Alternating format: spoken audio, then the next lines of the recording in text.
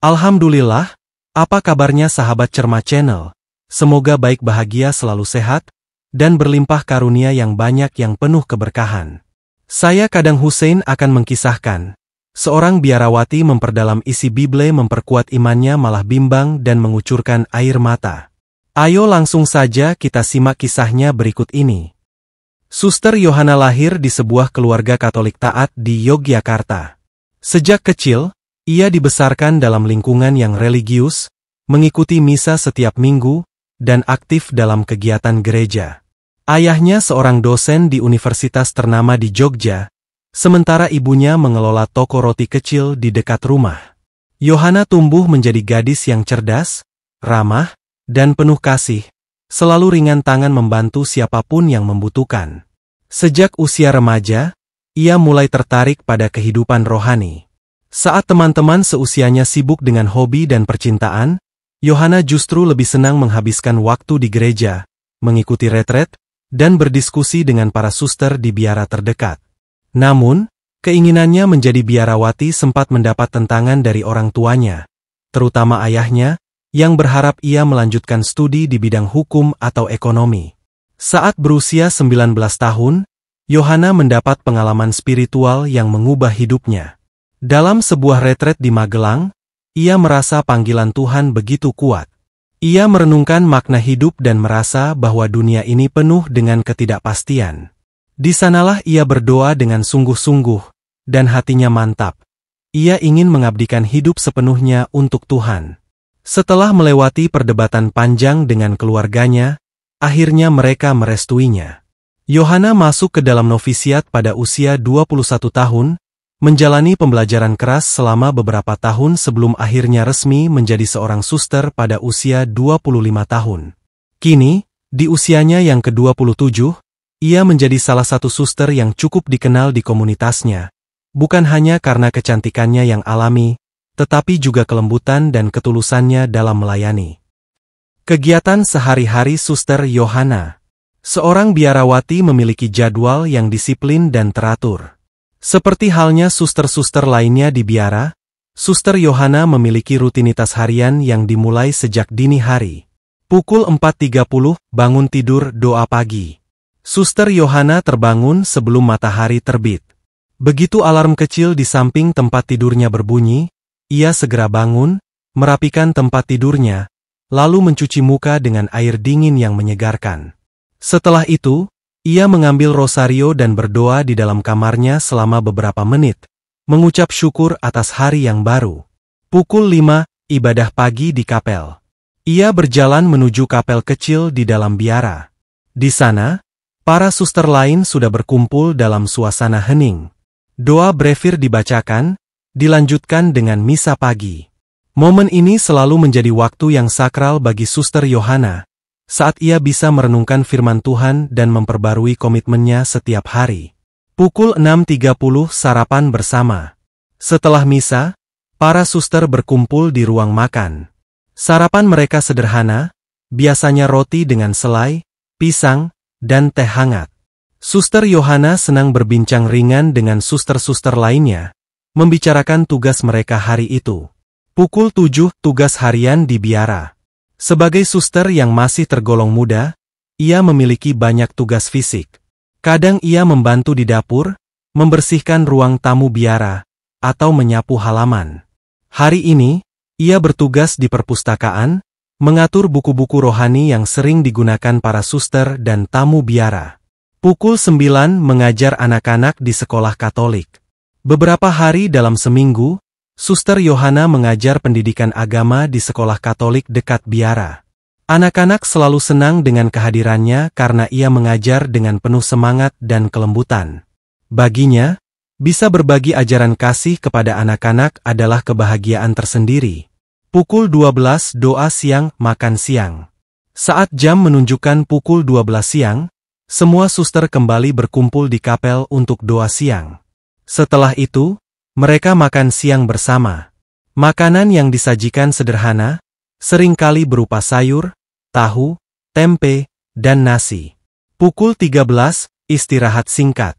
Setelah makan siang, para suster memiliki waktu istirahat. Suster Yohana biasanya membaca buku rohani atau menulis di jurnal pribadinya. Terkadang, jika tubuhnya terasa lelah, ia tidur siang sebentar. Pukul 14.30, kegiatan sosial. Pada sore hari, ia sering mengunjungi panti jompo atau rumah sakit untuk menjenguk orang sakit. Ia berbicara dengan mereka, memberikan semangat, dan terkadang membantu kebutuhan mereka. Baginya, melihat senyum dari orang-orang yang ia bantu adalah kepuasan tersendiri. Pukul 17, doa sore, misa. Menjelang senja, para suster kembali ke kapel untuk doa sore dan misa. Ini adalah waktu untuk kembali merenungkan hari yang telah dijalani. Pukul 18.30, makan malam, kebersamaan. Setelah misa, mereka makan malam bersama.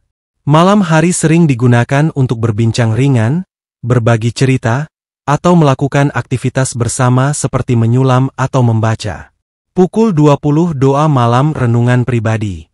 Sebelum tidur, Suster Yohana kembali ke kapel untuk doa malam. Ini adalah saat ia mencurahkan isi hatinya kepada Tuhan, mengucap syukur atas hari yang telah dilalui, serta berdoa untuk orang-orang yang ia temui hari itu. Pukul 21.30, waktu tidur.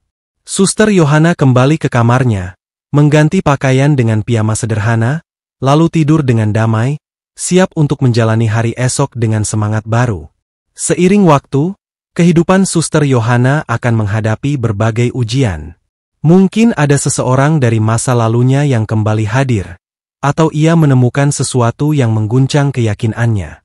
Apa yang akan terjadi selanjutnya? Seiring berjalannya waktu, Suster Yohana merasakan dorongan kuat untuk semakin memperdalam pemahamannya tentang Alkitab. Ia mengalokasikan lebih banyak waktu untuk mempelajari kitab suci, berharap menemukan kedamaian dan penguatan iman melalui pemahaman yang lebih mendalam.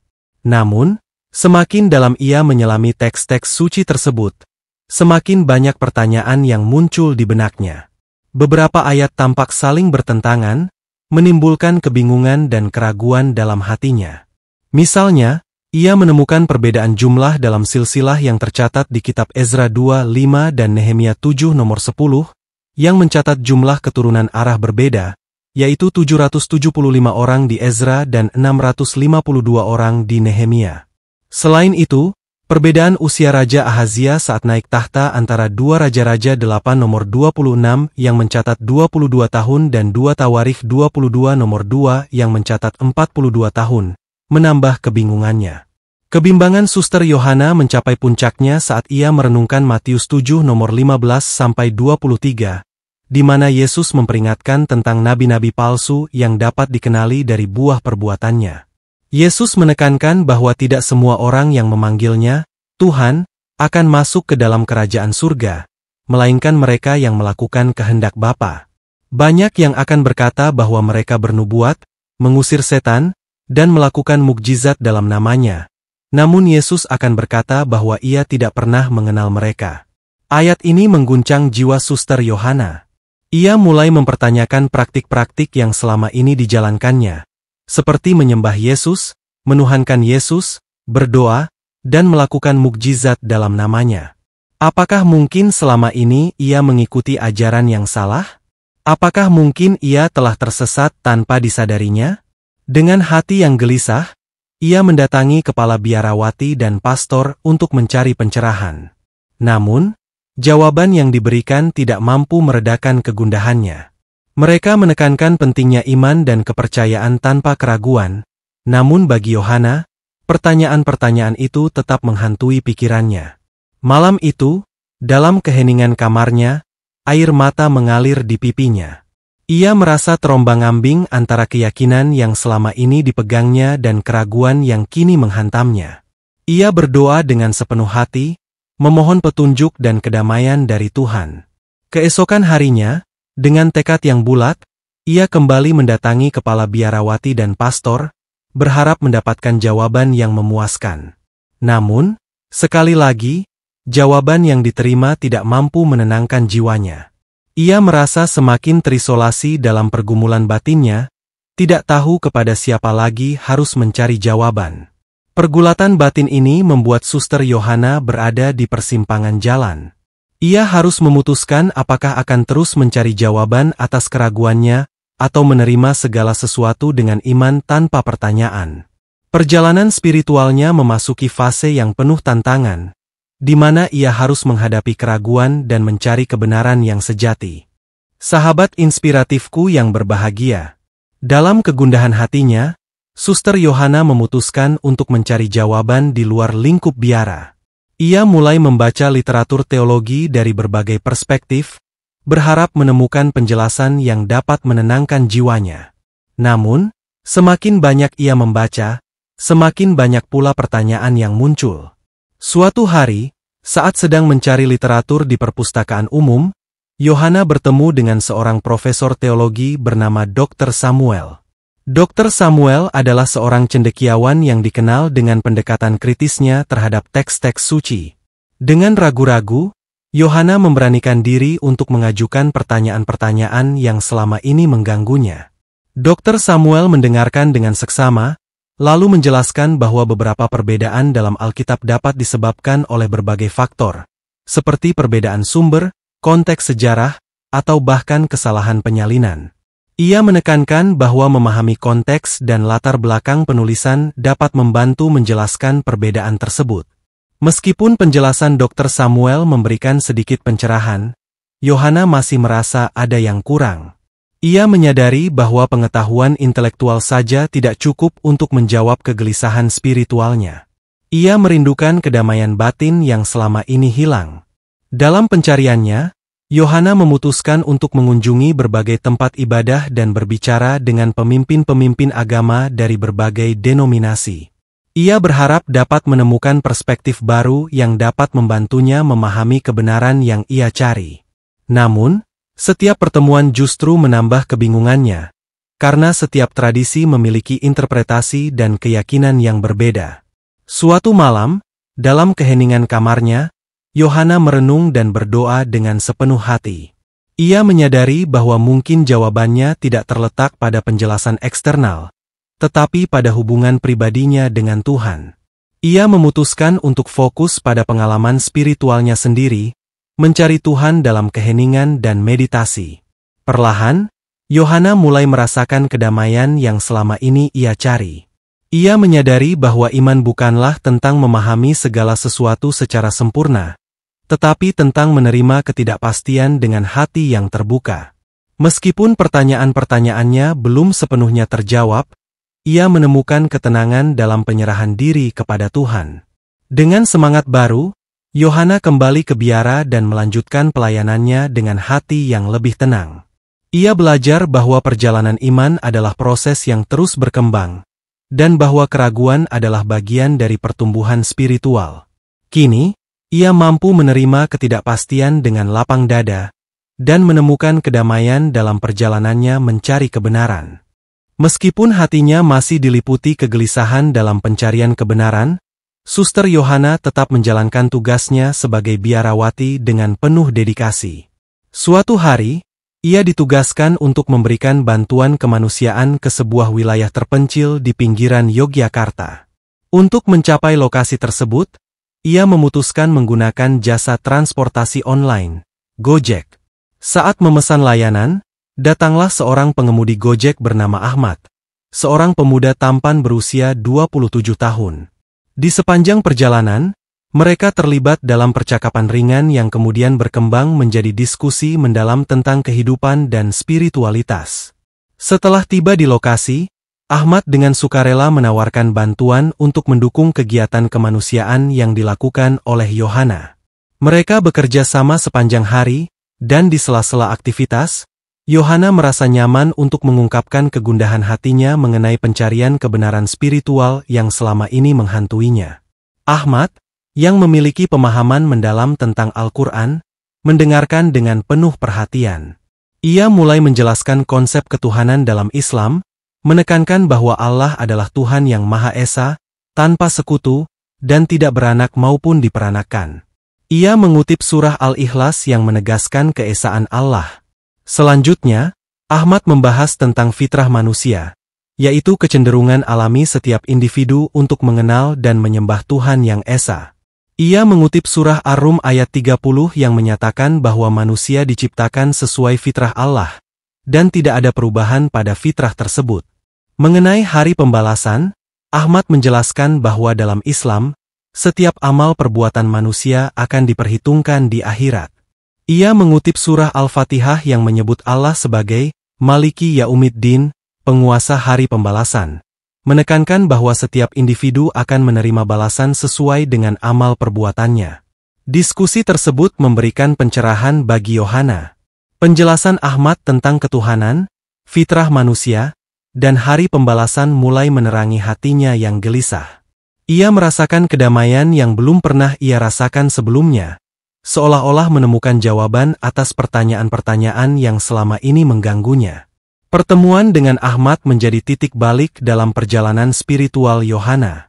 Ia mulai mempelajari Al-Quran lebih dalam, mencari pemahaman yang lebih luas tentang konsep-konsep yang telah didiskusikan. Perjalanan ini membawanya menuju kedamaian batin yang selama ini ia cari, membuka lembaran baru dalam hidupnya yang penuh makna dan pencerahan. Setelah pertemuan dengan Ahmad, pemuda Gojek yang membantunya memahami konsep-konsep dasar dalam Islam, Suster Yohana merasakan dorongan kuat untuk mengeksplorasi lebih dalam ajaran agama tersebut. Ia mulai mempelajari Al-Quran, menghadiri diskusi-diskusi keagamaan, dan berinteraksi dengan komunitas Muslim di sekitarnya. Selama proses ini, Yohana menemukan jawaban atas pertanyaan-pertanyaan yang selama ini menggelisahkan hatinya. Pemahaman tentang ketauhidan, fitrah manusia, dan kehidupan setelah mati memberikan kedamaian yang ia cari. Ia merasa seolah-olah menemukan rumah spiritual yang selama ini hilang. Keputusan untuk memeluk Islam bukanlah hal yang mudah bagi Yohana. Ia menyadari konsekuensi sosial dan emosional yang mungkin dihadapinya, termasuk reaksi dari keluarga, teman, dan komunitas biara. Namun, keyakinannya yang kuat membimbingnya untuk melangkah maju.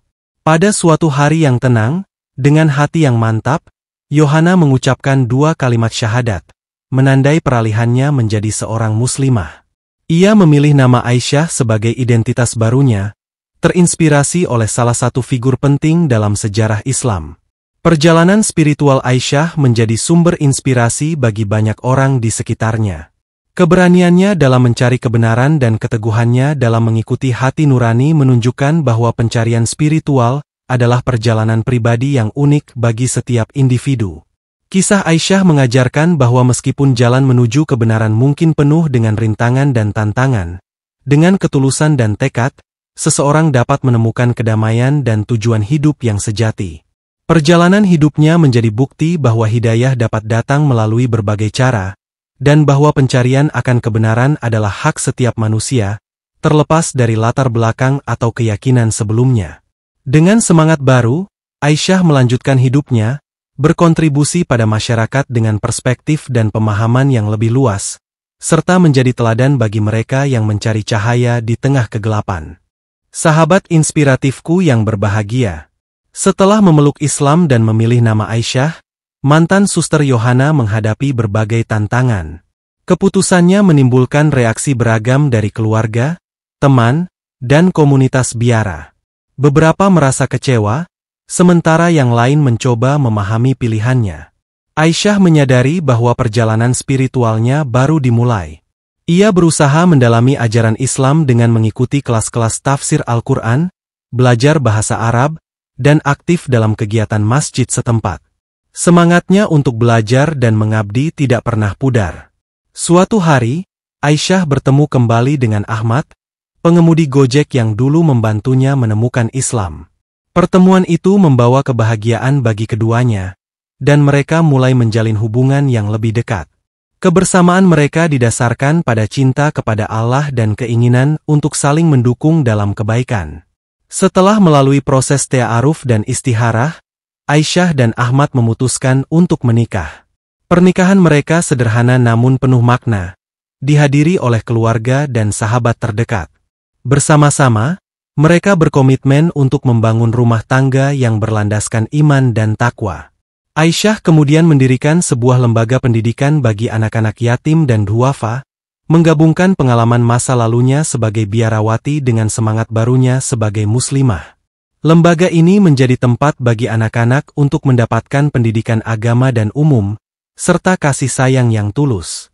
Kisah Aisyah menjadi inspirasi bagi banyak orang. Perjalanannya menunjukkan bahwa pencarian kebenaran adalah hak setiap individu, dan bahwa hidayah bisa datang melalui berbagai cara. Dengan keteguhan hati dan keikhlasan, Aisyah menemukan kedamaian dan tujuan hidup yang sejati dalam Islam. Melalui pengabdiannya, Aisyah berharap dapat memberikan manfaat bagi masyarakat dan menjadi teladan bagi mereka yang sedang mencari cahaya di tengah kegelapan. Perjalanan hidupnya mengajarkan bahwa dengan iman dan usaha, seseorang dapat mengatasi segala rintangan dan mencapai kebahagiaan hakiki.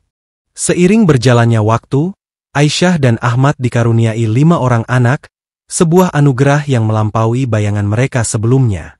Setiap kelahiran membawa kebahagiaan yang tiada tara, memperkuat ikatan cinta dan kebersamaan dalam keluarga mereka.